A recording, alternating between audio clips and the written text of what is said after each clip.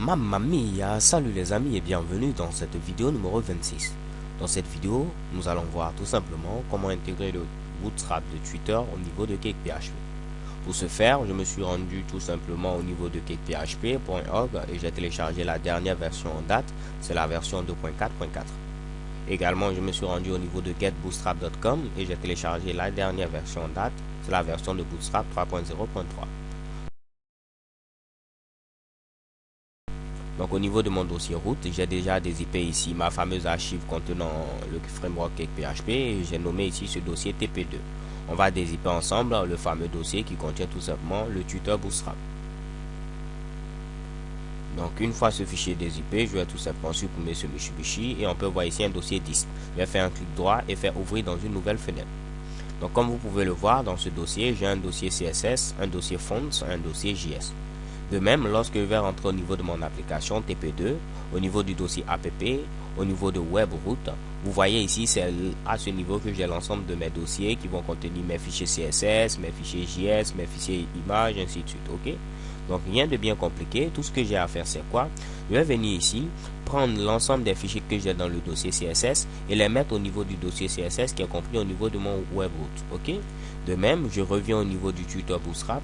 Je vais prendre ici l'ensemble des fichiers JS et les mettre également au niveau du dossier JS qui est contenu au niveau de mon webroute. Je vais supprimer ce fameux empty qui est présent à ce niveau. Et là, vous voyez que je n'ai pas de dossier fonts, alors qu'à ce niveau, j'ai un dossier fonts qui va contenir tout simplement les différentes polices. Donc, je le copie tout simplement et je le mets directement à la racine au niveau de webroute. Ok? Alors les gars, félicitations, c'est terminé. Vous venez d'intégrer le Bootstrap de tuteur au niveau de CakePHP. On va tester ce Mitsubishi. Premièrement, je vais essayer de déplacer mon application au niveau de mon éditeur favori Sublime Text. Ok? Donc, je l'ai ici à ce niveau-là. Première des choses, on va venir au niveau de app, core.php. On va modifier security.salt et security.cypherc. Ok? Donc là, je vais utiliser rapidement le script que j'avais déjà écrit et également présenté dans l'une des vidéos. Je vais coller ici la nouvelle valeur qui a été générée de manière aléatoire. De même, je vais copier ici ce Mitsubishi et le mettre également à ce niveau-là. Donc normalement, si je viens à ce niveau et que j'actualise, je dois avoir simplement l'erreur concernant la base de données, pas ces deux autres erreurs là. Ok? Donc maintenant, pour la base de données, rien de bien compliqué. Je vais renommer le fichier database.php.default en database.php.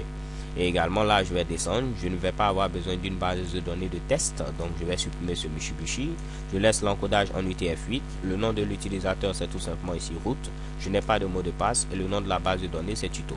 Donc comme vous pouvez le remarquer, je parle un peu rapidement. Pourquoi? Parce que c'est quelque chose que nous avons déjà vu plusieurs fois. Ok? Donc j'actualise à ce niveau et qu'est-ce que vous voyez? Shake-bam, je n'ai plus d'erreur.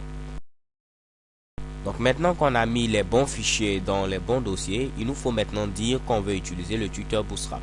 Donc pour ce faire, on va venir au niveau du dossier app. Je vais venir tout simplement au niveau de mon dossier view. Ensuite au niveau du dossier layout et je vais trouver ici default.ctp. Au niveau de default.ctp, c'est là où nous avons le layout par défaut. Alors qu'est-ce que nous allons faire à ce niveau? Je vais tout simplement supprimer tout ce Mitsubishi. Je vais me rendre au niveau de Bootstrap. Je vais essayer de télécharger ici des exemples de pages. Donc là au niveau de Getting Start, je vois ici tout simplement ici des exemples de pages. Ok, je vais choisir pourquoi pas une page qui va me plaire là. Alors je vais pourquoi pas choisir ce Mitsubishi qui est là. Donc je clique à ce niveau et vous allez voir ici je vais avoir cet exemple de page là. Tout ce que j'ai à faire, c'est faire un clic droit, venir au niveau de afficher le code source de la page, copier le code source de ma page qui est présente à ce niveau. Je vais fermer ce Mitsubishi et je vais le coller au niveau de mon fameux fichier default.ctp. Ok? Donc là, maintenant, on va essayer de réadapter ce Mitsubishi parce que comme vous pouvez le voir, il y a plein de choses qui ne sont pas tout simplement bien à ce niveau. Donc là, on va essayer d'adapter ce Mitsubishi. D'abord, ici au niveau de language, je vais mettre ici FR. Au niveau de ce Mitsubishi, je vais laisser ceci. Je vais ensuite supprimer ce fameux link qui est présent à ce niveau. Auteur, description, tout ceci. Ok.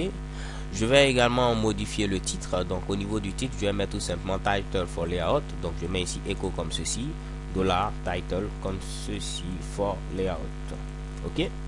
Donc ce sera ici le titre par défaut qui va s'afficher en fonction de chaque page. Alors là, le fichier Bootstrap n'est pas bien chargé, ok. Il nous faut tout simplement modifier sur Mitsubishi. Donc pour charger Bootstrap, on va utiliser le helper HTML. Donc je mets ici echo comme ceci. Je mets $10. Je mets ensuite HTML. Et là, on va choisir tout simplement CSS. Ok. Donc le fichier a pour nom bootstrap comme ceci, .min.css. Donc je mets tout simplement bootstrap.min et je n'ai pas besoin de rajouter l'extension. Je vais supprimer ici ce fameux template qui a été chargé parce que je ne vais pas en avoir besoin. De même, je vais supprimer ce Mitsubishi.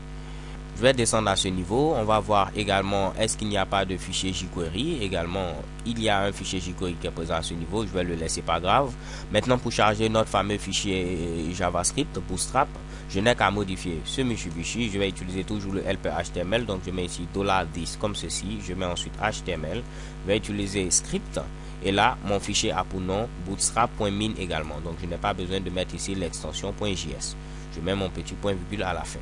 Donc là, il me faut rajouter également ce fameux $10 comme ceci, fetch, et je vais mettre script. Ok. Ainsi, mes fichiers JavaScript que je vais charger ultérieurement vont avoir ici le bon emplacement, c'est-à-dire tout juste ici avant la fin. Ok. Donc j'enlève ce Mitsubishi, je remonte tout simplement. Également, je vais mettre au début un $10 fetch, cette fois-ci CSS, comme ceci.